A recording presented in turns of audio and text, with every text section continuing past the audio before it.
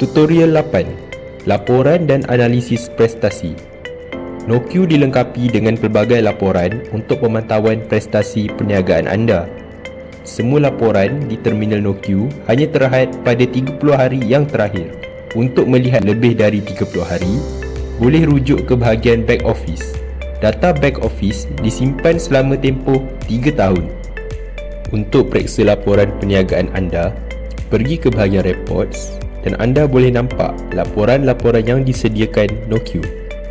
Laporan yang disediakan antaranya ialah sales summary, discount issued, rounding, tax, service charge, top 10 products, top 5 kategori, payment type and delivery type, returns dan low stock.